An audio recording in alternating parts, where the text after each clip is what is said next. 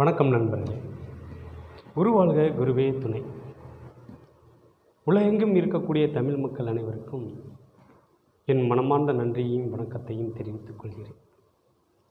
இன்றைக்கி நம்ம பார்க்க போகிற பதிவு என்ன அப்படின்னு பார்த்தீங்கன்னாக்கும், ராஜநிலை எண்களை நாம் எவ்வாறு பயன்படுத்த வேண்டும் அதை பற்றி தான் இன்றைக்கி நம்ம பார்க்க போகிறோம். முதல் நம்ம சேனலை சப்ஸ்கிரைப் பண்ணாமல் இருந்தால் சப்ஸ்கிரைப் பண்ணிக்கங்க, பக்கத்தில் இருக்க பெல் பட்டனை கிளிக் பண்ணிக்கங்க. அப்போ தான் நாங்கள் போடுற ஒவ்வொரு வீடியோவும் உங்களுக்கு சேரும். இப்போ ராஜநிலை எண்களை நாம் எவ்வாறு பயன்படுத்த வேண்டும்? நம்ம இன்றைக்கி காலையில் எந்திரிக்கிறோம், அதாவது அலாரம் வச்சு எந்திரிக்கக்கூடிய ஆட்கள் அதிகமாக இருக்கிறாங்க.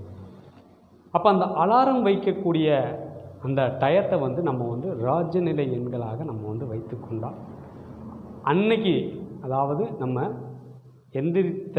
அதாவது விடிய காலையில் எந்திரிக்கும் போது அந்த டயத்தில் நம்ம எந்திரிக்கும் போது அன்றைய நாள் பொழுது மிக அருமையாக இருக்கும். இப்போ 6 மணி அப்படின்னு நம்ம அலாரம் வைத்திருக்கோம்னாக்கும் அது நன்றாக இருக்கும்.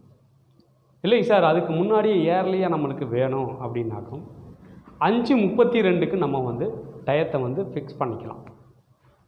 அப்படி இந்த மாதிரி நம்ம டயத்தை சரியாக முறையில் பயன்படுத்தணும். ஓகே, நம்ம இப்போ காலையில் எந்திரிச்சிட்டோம், அடுத்ததாக நம்ம ஆஃபீஸுக்கு வேலைக்கு புறப்படுவோம். அப்போ அது எந்த டயத்தில் புறப்படுறது அப்படின்னு எல்லாத்துக்கும் ஒரு கேள்விகள் வரும். அப்போ அந்த நேரத்தை நாம் சரியாக பயன்படுத்த வேண்டும் அப்படின்னு நம்ம சொல்லியிருக்கிறோம். அப்போ அவங்க என்ன பண்ணணும் அப்படின்னாக்கும், 9 மணிக்கு இப்போ போவாங்க அப்படின்னாக்கும் நீங்கள் 9 மணிக்கு நீங்கள் புறப்படுறது கொஞ்சம் அவாய்ட் பண்ணிவிட்டு 8:51 அந்த டயத்துக்குள்ளே நீங்கள் புறப்படணும். அந்த டயத்தை நீங்கள் அலாரம் மாதிரி ஃபிக்ஸ் பண்ணிக்கணும். ஃபிக்ஸ் பண்ணிக்கிட்டிங்கனாக்கும் அந்த டயத்தில் நீங்கள் வேலைக்கு போனீங்கன்னாக்கும் அங்கே உங்களுக்கு ஒரு நல்ல விஷயங்கள் அன்றைய பொழுது உங்களுக்கு நன்றாக இருக்கும். சரிங்களா? அது போக இன்னமும் மக்கள் ஒவ்வொரு பொருள் வாங்கும் போதும் பேரம்பேசி வாங்குவாங்க. பேரம்பேசி வாங்குறது ஓகே. அந்த பேரம்பேசி வாங்கும்போது கூட நம்ம ஒரு நல்ல எண்களை நம்ம மைண்டில் ஏற்றி வச்சுக்கணும். இப்போ செல்ஃபோன் நம்ம வாங்குகிறோன்னு வச்சுக்கோங்களேன். இப்போ செல்ஃபோன் ஆயிரக்கணக்கான ரூபாய் கொடுத்து நம்ம வாங்குகிறோம். இது வாங்கினாலும் நம்மளுக்கு நல்ல பிரயோஜனமாக இருக்கணும். நீங்கள் அடிக்கடி செல்ஃபோன் மாற்றிக்கிட்டே இருப்பீங்க. அப்போ அந்த செல்ஃபோன் மாற்றுற விஷயங்கள் அப்படின்னு பார்க்கும்போது நீங்கள் வாங்கக்கூடிய அந்த செல்ஃபோன் விலை அப்படின்னு பார்க்கும்போது அதில் பிரச்சனைகள் இருக்கும். இது எல்லாமே நாங்கள் ஆய்வின் பேரில் நாங்கள் எடுத்து பயன்படுத்தி அதுக்கு பிறகு தான் நம்ம உங்களுக்கு வீடியோவாக நம்ம சொல்லிகிட்ருக்கோம். அப்போ நீங்கள் 7,000 ரூபாய் கொடுத்து ஒரு செல்ஃபோன் வாங்குறீங்க அப்படின்னாக்கும் அது அடிக்கடி நீங்கள் வாங்க வேண்டிய ஒரு சூழ்நிலையை உருவாக்கும்.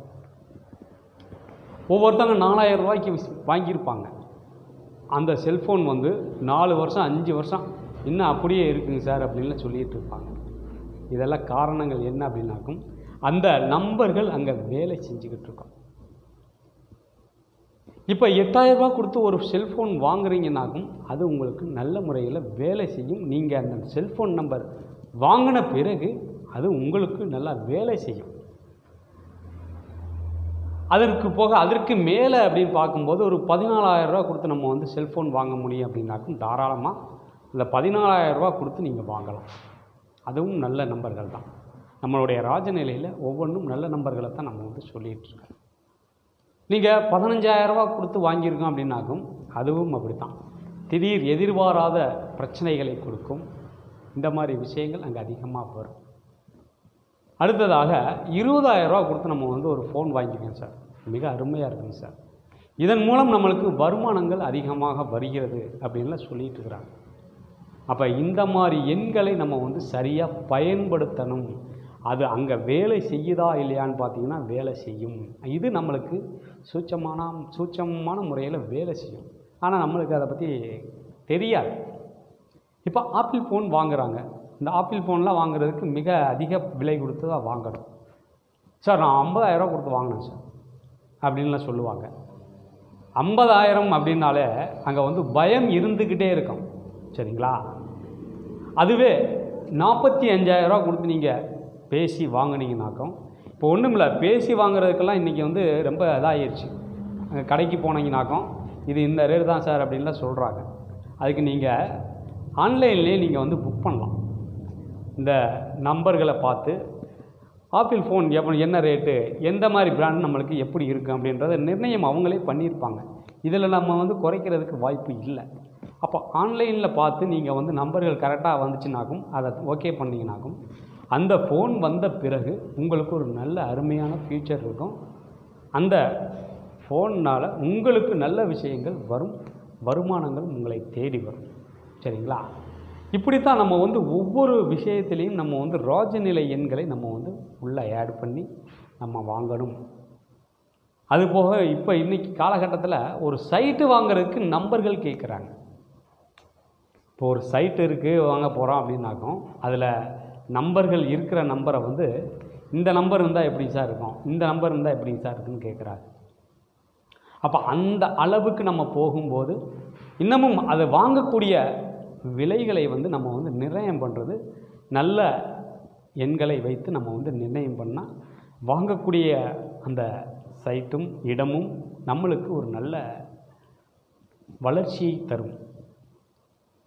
எல்லாத்துக்குமே நம்ம எடுக்கலாம். ஒரு டிவி வாங்குகிறோம் அப்படின்னாக்கும் 32 இன்ச்சு அருமையாக இருக்கும் அப்படின்னு நம்ம வாங்கலாம். அடுத்து 54 இந்த மாதிரி எண்களை வந்து நம்ம வந்து சரியாக வந்து பயன்படுத்தணும். பயன்படுத்தும் போது நம்ம வந்து அதன் பிறகு நம்மளுக்கு வந்து நல்ல மாற்றங்கள் இருக்கும், நல்ல வளர்ச்சி இருக்கும். வாழ்க்கையில் ரொம்ப அடிபட்டு கீழே இருந்தாலும் கூட ஒரு பொருள் வாங்கின பிறகு அவருடைய வளர்ச்சி பல மடங்கு பெருகும். ரொம்ப லோவாக இருந்தாங்க, ஒரு இதை வாங்கினாங்க, உடனே இவ்வளவு ஒரு வளர்ச்சி, நல்ல வளர்ச்சி இருக்குதப்பா அப்படின்னு நம்மளே எத்தனையோ பேர்த்தை பார்த்து சொல்லியிருக்கிறோம்.